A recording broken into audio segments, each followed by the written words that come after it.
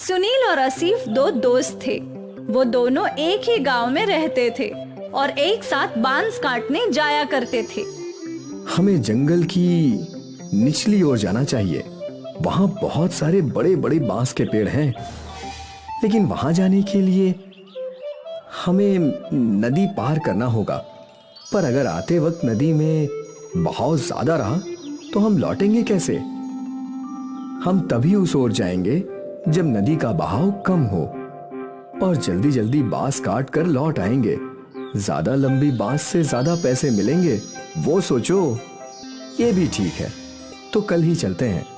अगले दिन से सुनील और आसिफ निचले जंगलों में पहुंचे। यहाँ कितने मोटे मोटे बांस हैं और लंबे भी।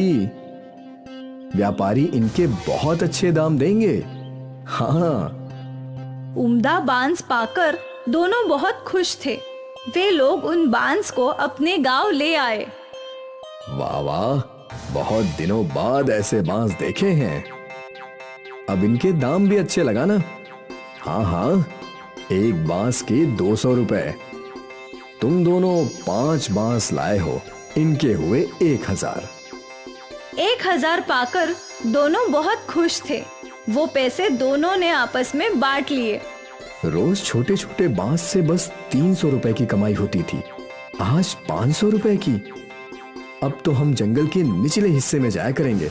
हाँ। उस दिन से वो दोनों नदी पार करके ही बांस लाया करते थे और व्यापारी भी उन्हें अच्छे पैसे दिया करता था। एक सुबह दोनों दोस्त जाने के लिए निकले थे। भाई, माँ ने कहा है कि बाजार से कुछ चावल और मसाले लाने हैं और मुझे पनीर भी लेना है। तो चल पहले बाजार चलते हैं, फिर वहां से नदी पार जाएंगे। हाँ, दोनों काम एक साथ हो जाएगा। दोनों बाजार पहुंचे और उन्हें जो जो सामान लेना था उन्होंने खरीद लिया। देख दोस्त, कितना ताजा पनीर मिला है। आज रात तो मेरी दावत है। मैं भी आऊंगा खाने। आ ना, तुझे कभी मना किया है क्या? चल अब नदी पार चलते हैं। बांस काट कर बेचना भी तो है। हाँ हाँ। और वो दोनों निचले जंगलों की ओर बढ़ गए। हमेशा की तरह उन दोनों ने नदी पार की और फिर जंगल में पहुंच गए और बांस काटने लगे। लेकिन अचानक बरसात शुरू हो गई। हमें घर लौटना चाहिए। नदी में पानी बढ़ने लगेगा। हाँ, बस ये एक बांस और काट लेते हैं। हाँ। बरसात और तेज हो गई। कुछ ही देर में उनका बांस कट गया और वो लोग बांसों को इकट्ठा करके नदी के रास्ते बढ़ने लगे। पर नदी में तूफान था। नदी में पानी बहुत ज्यादा है दोस्त। इतने उफान में नदी पार करना सुरक्षित नहीं है। हाँ, हम कुछ देर जंगल में इंतजार करते हैं। हाँ, उस ओर जो गुफा है वहीं इंतजार कर लेते हैं। दोनों गुफा की ओर गए। गुफा में पहले से कुछ सूखी लकड़ियां थी। इनको जला देता हूँ, थोड़ी गर्मी रहेगी। आसिफ ने जो सामान खरीदा था उसमें माचिस भी था। आसिफ ने उन सूखी लकड़ियों को आग लगा दी और दोनों दोस्त आग सेकने लगे। बहुत भूख लगी है यार, मुझे भी। सुन, हम कुछ बना लेते हैं। वैसे भी थोड़ा बहुत राशन तो हमारे पास है ही, पर हम कैसे बनाएंगे? हमारे पास बर्तन तो नहीं है। तभी आसिफ का ध्यान बांस पर गया। हमारे पास बम्बू तो है, बम्बू के अंदर खाना पका सकते हैं। कैसे? तुमने बम्बू बिरयानी नहीं सुनी? नहीं, बम्बू में बिरयानी भी बनती है, पर हमारे पास मांस कहाँ है? मांस नहीं है तो क्या हुआ, हमारे पास पनीर तो है। पनीर बिरयानी बना लेते हैं। पर कैसे? तू देखता जा। आसिफ ने 2 बांस के टुकड़े काटे। उसके पास जो चावल थे वो धो दिए। बाम्बू में चावल, मसाले, पानी, नमक और पनीर डाल दिया। फिर बाम्बू की एक ओर पेड़ के पत्तों को भर के बाम्बू को बंद कर दिया और फिर उन सबको अच्छे से हिलाकर जलती हुई आग में रख दिया। अब बस 20 मिनट में हमारी बम्बू बिरयानी तैयार हो जाएगी। देखते हैं। बाम्बू आग में अच्छे से सेकने लगे और जब बाम्बू पूरी तरीके से जल गए तो बहुत ही सौंधी सुगंध गुफा में फैल गई। लगता है बिरयानी तैयार हो गई है दोस्त। आसिफ ने वो बाम्बू बाहर निकाले और 2 केले के पत्ते लगा दिए और जैसे ही बाम्बू थोड़े ठंडे हुए और बिरयानी केले के पत्तों पर निकाल ली। दिखने में तो बहुत स्वादिष्ट है। अब जैसी भी हो, भूख लगी है, खाते हैं, चल। दोनों ने बिरयानी चखी और दोनों मंत्रमुग्ध हो गए और फिर दोनों बड़े चाव से बाम्बू बिरयानी खाने लगे। भाई, तू तो ऐसी लाजवाब बम्बू बिरयानी बनाता है ना कि क्या बोलूं। शुक्रिया। तुझे तो ये बिरयानी बेचनी चाहिए दोस्त। कहाँ मेहनत मजदूरी कर रहा है। इस बिरयानी को मशहूर होने में वक्त नहीं लगेगा। सच में? हाँ, तू कहे तो साथ में ढाबा खोलते हैं। हाँ हाँ, क्यों नहीं। जब बरसात थमी, नदी का पानी कम हुआ तो दोनों दोस्त सारे बांस लेकर अपने गांव आ गए, पर आज उन्होंने बांस बेचे नहीं। अगले दिन आसिफ और सुनील ने गांव के नुक्कड़ पर अपनी दुकान लगाई। गांव वाले अचंभे में थे कि आखिर ये लोग बांस में क्या बेच रहे थे। अरे बेटा, ये क्या है? ये बम्बू बिरयानी है काका, पनीर की। बम्बू बिरयानी? जरा हमको भी खिलाओ। गांव के लोगों ने पहली बार बाम्बू बिरयानी चखी। अरे वाह, क्या कमाल स्वाद है आसिफ भाई। ऐसी बिरयानी जिंदगी में नहीं खाई। मजा आ गया। आसिफ और सुनील की बाम्बू बिरयानी गांव में मशहूर हो गई। ग्राहक कतार में खड़े रहकर बाम्बू बिरयानी खाने लगे। आसिफ और सुनील की आमदनी कई गुना बढ़ गई। और फिर क्या था, सुनील और आसिफ ने मजदूरी छोड़कर बाम्बू बिरयानी बेचना शुरू कर दिया। वो लोग दिन दुगनी और रात चौगनी तरक्की करने लगे। दूर दूर से लोग उनकी बाम्बू बिरयानी खाने के लिए आने लगे और देखते ही देखते उनका गांव में बहुत बड़ा होटल बन गया और दोनों अमीर भी बन गए। सोचा नहीं था कि कभी ये सब भी होगा। मैंने भी बिल्कुल नहीं सोचा था दोस्त। उस दिन वो बारिश हमारी किस्मत बदलने के लिए आई थी। हाँ, ना उस दिन बारिश आती और ना हम फंसते और ना ही हम कभी बम्बू बिरयानी बनाते। दोस्त, ये सब पहले से लिखा हुआ था। विधाता पहले से ही सबकी किस्मत लिख देता है। हम तो बस मोहरे हैं जो उसकी राह पर चलते हैं। बिल्कुल। बाम्बू बिरयानी ने आसिफ और सुनील की किस्मत बदल दी और उन दोनों को जिंदगी की बहुत बड़ी बात समझ आई। परेशानियों से ही नए रास्ते मिलते हैं और न जाने कब किस्मत कौन सा मोड़ ले ले। रिया अपने कॉलेज के पहले दिन अपनी सीट पर अकेले बैठकर अपना टिफिन खा रही थी। कॉलेज की प्रिंसिपल की बेटी नैना अपने 2 दोस्तों के साथ रिया के पास आती है। नैना एक नकचड़ी लड़की थी और क्लास में हर कोई उससे डरता था। ए लड़की, नहीं है क्या? हाँ, आज मेरा पहला दिन है। टिफिन में क्या है तेरे? मैगी। नैना उसका टिफिन लेकर खाने लग जाती है।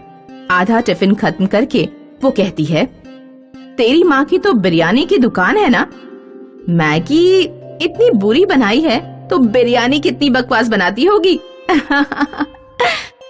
रिया को अपनी माँ के बारे में ये सुनकर अच्छा नहीं लगा और उसने नैना को जवाब दिया, आधा टिफिन चढ़ कर गई और अब कह रही हो कि मेरी माँ अच्छा खाना नहीं बनाती। किसी और की माँ के बारे में ऐसा बोलना अच्छी बात नहीं है। आज की आई हुई लड़की ने नैना को उल्टा जवाब दिया।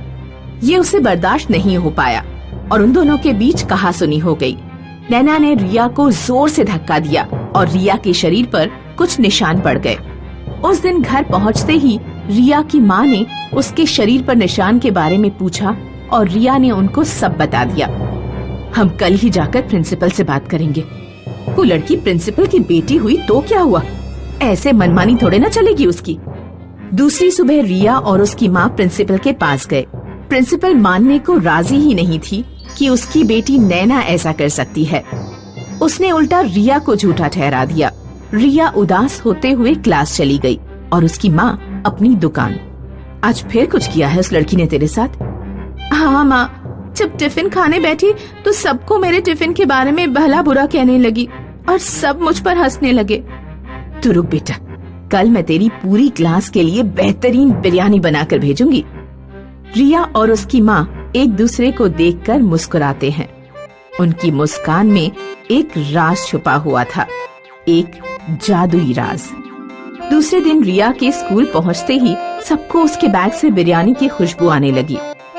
उसको कई लोगों ने पूछा कि इतनी सुंदर खुशबू क्या उसके बैग से आ रही है? हाँ हाँ, आज सबको बिरयानी खाने को मिलेगी। मेरी माँ ने पूरी क्लास के लिए बिरयानी भेजी है। लंच ब्रेक में सब रिया के आगे लाइन लगाकर खड़े हो गए। पूरी क्लास ने रिया की माँ के हाथ की बिरयानी खूब स्वाद लेकर खाई। अब आएगा मजा। बिरयानी तो खा लिया, अब बिरयानी के जादू का समय है। लंच ब्रेक के बाद सब स्टूडेंट्स क्लास में बैठे हुए थे। नैना अचानक बेंच में चढ़कर बंदर की तरह उछलने लग गई। नैना और उसके दोस्त जिन्होंने रिया का मजाक उड़ाया था, सब अपने बेंच पर चढ़कर बंदर की तरह उछलने लग गए। क्या कर रहे हो तुम तीनों? अभी नीचे उतरो। Get out from my class. अभी बाहर निकलो। पूरी क्लास नैना और उसके दोस्तों को देखकर हंसने लगी। नैना को घर भेज दिया गया। दूसरे दिन नैना शर्मिंदगी से क्लास में किसी से नजरें नहीं मिला पा रही थी। उसे रिया पर बहुत गुस्सा आया और अब वो उसकी हालत का बदला लेना चाहती थी। इस रिया की तो इसको अब मजा चखाऊंगी मैं। इसको इस क्लास से ना निकाल दिया तो मेरा नाम भी नैना नहीं। कुछ दिनों बाद नैना ने रिया को कॉल किया। हेलो रिया, तुम कल कॉलेज आ रही हो? हाँ, आऊंगी मैं कॉलेज। क्यों? वो एक्चुअली तुम्हारे माँ की हाथ की बिरयानी खाने का मन कर रहा है। बहुत स्वादिष्ट थी उस दिन भी।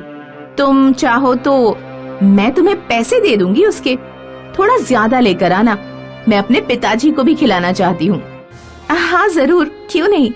कल मैं टिफिन में तुम्हारे और सर के लिए बिरयानी लेकर आऊंगी।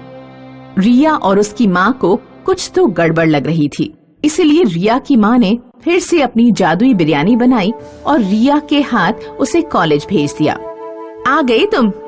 मुझसे तो इंतजार ही नहीं हो रहा था। और चलो अभी पापा को देकर आते हैं। पर प्रिंसिपल सर तो मीटिंग में होंगे ना अभी। इतनी बढ़िया बिरयानी खाकर वो अपनी मीटिंग खुद कैंसिल करवा देंगे। तुम अपने हाथों से बिरयानी देना उनको। उनको भी तो पता चले तुम्हारी बिरयानी के जादू के बारे में। जाओ, उनको बाहर बुलाकर लाओ। रिया प्रिंसिपल के कैबिन के अंदर उन्हें बुलाने जाती है।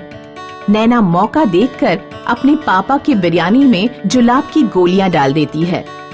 फिर प्रिंसिपल ने नैना को भी अंदर बुलाया। क्या हुआ नैना बेटा?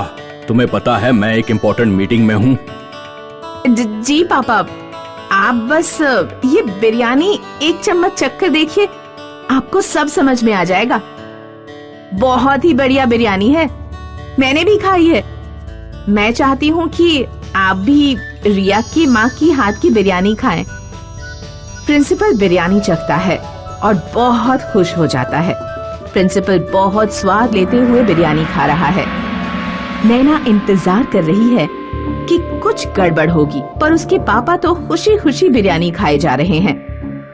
वाह बेटा, ये तो सच में बहुत स्वादिष्ट बिरयानी है। वाह रिया, तुम्हारी माँ को मेरी तरफ से थैंक यू कहना बेटा। पापा, आपको कुछ हो नहीं रहा है? मुझे तो बस इस बिरयानी से प्यार हो रहा है। ऐसी बिरयानी आज तक नहीं खाई मैंने। लो तुम भी खाओ, आओ आओ आओ। नैना के मना करने के बावजूद प्रिंसिपल उससे जबरदस्ती 2 चम्मच बिरयानी खिला देते हैं। नैना के पेट में गड़बड़ शुरू हो जाती है और वो बंदर के जैसे खुजलाने भी लग जाती है। बाप रे, ये मुझे क्यों हो रहा है? ये तो आपको होना चाहिए था। क्या बात कर रही हो बेटी? नैना भागते हुए टॉयलेट जाती है और वापस आकर फिर से बंदर के जैसे खुजलाते हुए कुछ कुछ बोलती रहती है। जुलाब की गोली तो आपके लिए डाली थी, मुझ पे क्यों असर कर रही है? आपकी मीटिंग खराब करनी थी या तो मेरा पेट खराब हो गया।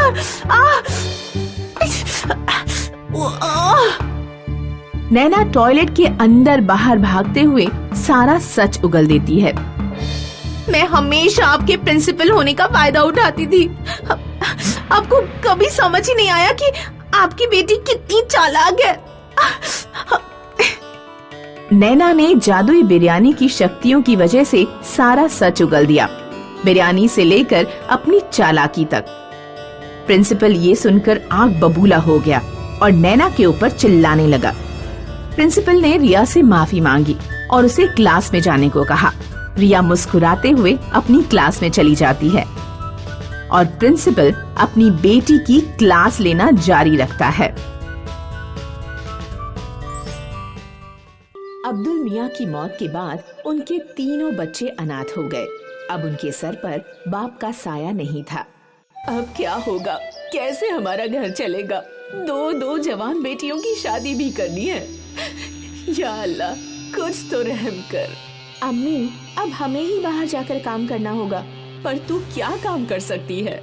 मुझे तो बस एक ही काम अच्छे से आता है, खाना बनाना।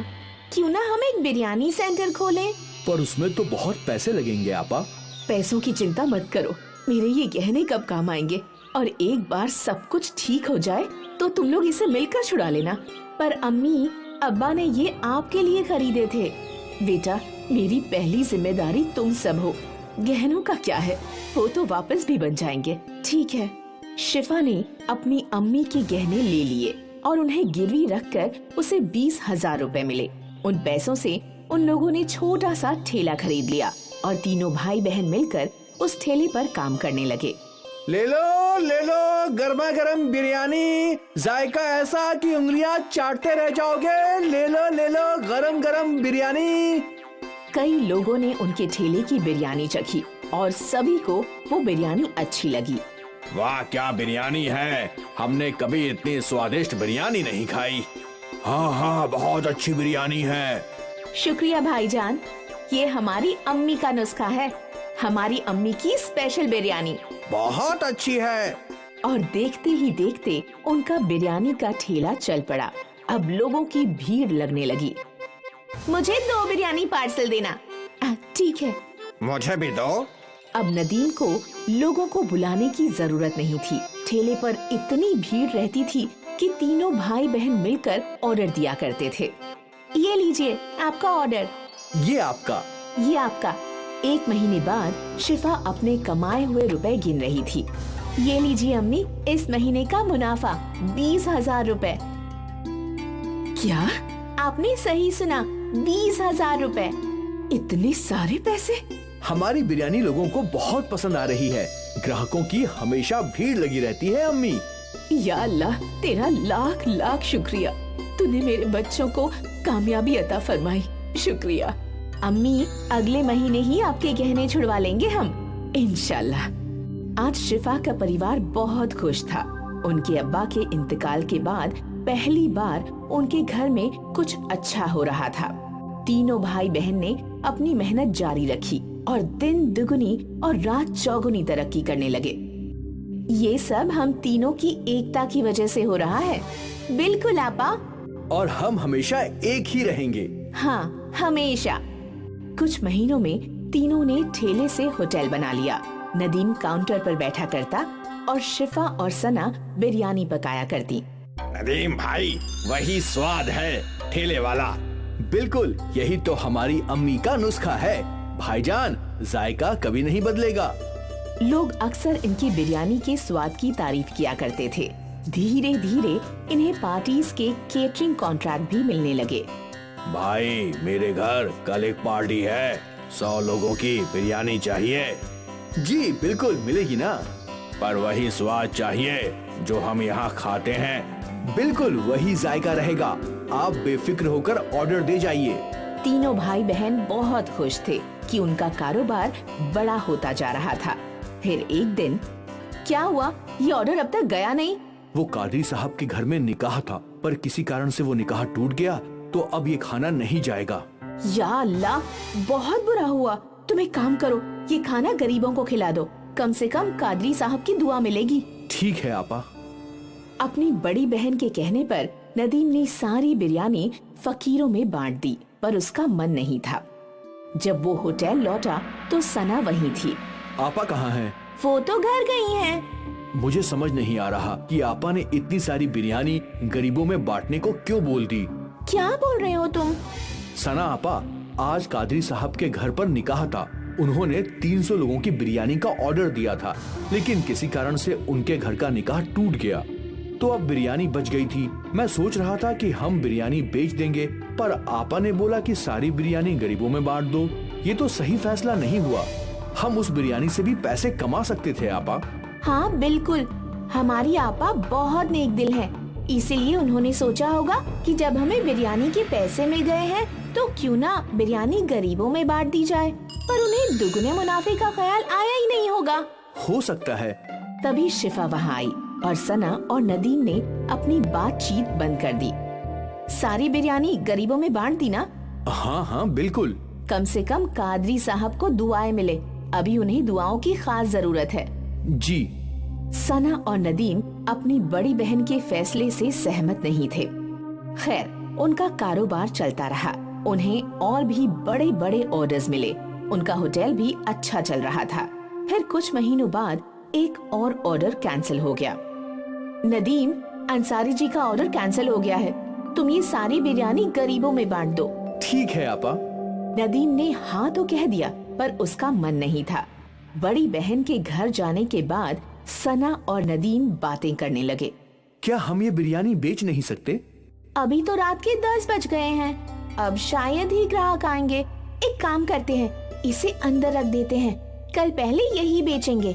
हाँ हाँ, ये सही होगा। दोनों भाई बहन ने मिलकर वो बिरयानी छुपा दी। अगले दिन उन लोगों ने पहले वो बिरयानी बेची और वो दोनों बहुत खुश थे कि मुनाफा दुगना हो रहा है, और शिफा इस बात से अनजान थी। फिर क्या था, जब भी कोई ऑर्डर कैंसिल होता, अगले दिन वो बिरयानी सना और नदीम होटल में बेचा करते थे। ये सिलसिला काफी महीनों तक चलता रहा। एक दिन ये बासी बिरयानी एक रेगुलर कस्टमर की प्लेट में आई। नदीम भाई, कुछ तो गड़बड़ है, बिरयानी में वो स्वाद नहीं है। ऐसा कैसे हो सकता है भाई? हम तो हमेशा से वैसी ही बिरयानी बना रहे हैं। ठीक है। धीरे धीरे सारे कस्टमर्स को बिरयानी की गड़बड़ समझने लगी और उन्हें वो स्वाद पसंद नहीं आ रहा था। अचानक उनके होटल में ग्राहक कम हो गए। तभी शिफा सोच में डूब गई। अचानक ऐसा क्या हो गया? हमारे ग्राहक टूट क्यों रहे हैं? ऐसा चलता रहा तो कैसे चलेगा? नदीम को अपनी गलती समझ में आई। वो अपनी आपा के सामने रोने लगा। मेरी गलती है, मैंने और सना आपा ने बासी बिरयानी ग्राहकों को खिलाई। क्या? नदीम ने अपनी आपा के सामने सारी गलती कबूल की। ये तूने क्या कर दिया? ज्यादा मुनाफा कमाने के चक्कर में धंधा ही तोड़ दिया। अब हम कैसे ग्राहकों को वापस लाएंगे? हमें माफ कर दीजिए आपा। हमें नहीं पता था कि ऐसा कुछ हो जाएगा। तुम्हारे लालच ने सब कुछ बर्बाद कर दिया। तीनों सोचने लगे कि अब वो लोग क्या कर सकते हैं, और फिर अगले दिन शिफा को एक रास्ता मिल गया।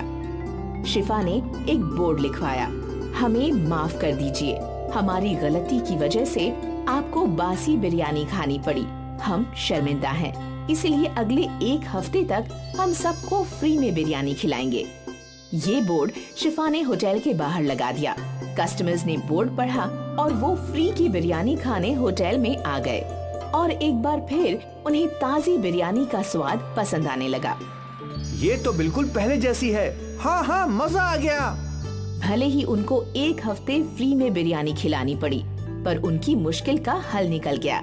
उनके ग्राहक लौट आए और सना और नदीम को समझ में आ गया कि लालच बुरी बला है। एक बार फिर अम्मी की बिरयानी चल पड़ी। शौकत मियाँ की बिरयानी की दुकान थी। लोग बड़े चाव से उनकी बिरयानी खाया करते थे। वाह शौकत भाई, क्या जायका है। शुक्रिया शुक्रिया। बिरयानी का स्वाद अच्छा था, इसलिए उनकी आमदनी बहुत अच्छी होती थी। शौकत मियाँ हर महीने 20,000 रुपए अपनी अम्मी के हाथ में रख देते थे। बेटा, अब जब तुम्हारी कमाई भी ठीक ठाक हो रही है, मैं सोच रही हूँ कि तुम्हारा निकाह करवा दूँ। वैसे भी कब तक मैं अकेले घर का और पूरे परिवार का कारोबार संभालूंगी। तुम्हारे निकाह के बाद तो नदीम का भी निकाह होगा। अरे अम्मी, मैं तो अभी भी बच्चा हूँ, आप पहले भाईजान का ही निकाह करवाओ। ठीक है अम्मी, आपको जो लड़की पसंद हो वो मुझे मंजूर है। ये हुई ना बात, तुमसे मुझे यही उम्मीद थी शौकत। शौकत की अम्मी ने उसके लिए एक लड़की ढूंढ ली, सना। सना पढ़ी लिखी थी और खाना भी जायकेदार बनाती थी। कुछ महीनों बाद शौकत और सना का निकाह हो गया और फिर सना ने घर के सारे काम संभाल लिए। बेटा, तुम्हारे हाथों के खाने का जायका ही अलग है। हाँ भाभी, पर बिरयानी में भाईजान का कोई हाथ नहीं पकड़ सकता। हाँ, वो तो है। अब वो तो तब पता चलेगा जब मैं उनके हाथों की बिरयानी खाऊंगी। भाईजान, आज सबके लिए बिरयानी ले आना। ठीक है, ले आऊंगा। शौकत की बिरयानी मशहूर थी। जब भी वो बिरयानी बनाया करता था, बिरयानी की खुशबू आसपास फैल जाती थी और लोग खींचे चले आते थे। अरे भाई, बिरयानी तैयार है क्या? नहीं भाईजान, 10 मिनट और लगेगा। ठीक है, मैं यहीं खड़ा हूँ। ग्राहक तो शौकत की बिरयानी का इंतजार किया करते थे। यहाँ तक सब कुछ अच्छा चल रहा था। फिर शौकत के बगल में ही एक नया बिरयानी का दुकान खुला, अमजद का। अमजद पुराना खानसमा था। अमजद की बिरयानी भी स्वादिष्ट थी और उसकी भी खुशबू आसपास फैल जाती थी। शौकत 100 रुपए में बिरयानी बेचता था, इसलिए अमजद 80 रुपए में बेचने लगा। ये अमजद मियाँ तो मेरा बैठे बिठाए धंधा खा रहे हैं। मुझे कुछ तो करना ही होगा। मैं भी दाम गिरा देता हूँ। शौकत ने भी बिरयानी का दाम घटाकर 80 रुपए कर दिया। रोज तो इसी दुकान से बिरयानी खाते हैं, चल आज उस नई दुकान से खाते हैं। ठीक है। कई ग्राहक बस नया स्वाद चखने के लिए अमजद की दुकान में जाने लगे, पर अमजद के हाथों में अलग ही जादू था। एक बार जो उसकी बिरयानी खाता, वो उसी की दुकान में वापस आया करता था। कल जो बिरयानी खाई थी ना, आज भी वही खाएंगे। हाँ बिल्कुल, उस बिरयानी को भूल ही नहीं सकता। धीरे धीरे शौकत के ग्राहक कम होते जा रहे थे। शायद ये बस कुछ ही दिनों की बात है। अमजद की दुकान नई है, इसलिए लोग वहाँ बिरयानी का स्वाद चख रहे हैं। कुछ दिनों बाद मेरे ग्राहक लौट आएंगे। शौकत ने अपने आप को ये बात समझाने की कोशिश की, पर धंधे में नुकसान उसे सताए जा रहा था। अब घर पर भी वो अक्सर चिंता में रहा करता था। क्या हुआ शौकत, तू इतना परेशान क्यों है? अब क्या बताऊं अम्मी, मेरी दुकान के बगल एक और बिरयानी की दुकान खुल गई है। धीरे धीरे मेरे सारे ग्राहक वहीं जा रहे हैं। ऐसे चलता रहा तो एक दिन मुझे दुकान बंद करने की नौबत आ सकती है। ऐसा कुछ नहीं होगा बेटा, अल्लाह मालिक है। हो सकता है ये बस कुछ ही दिनों की बात हो।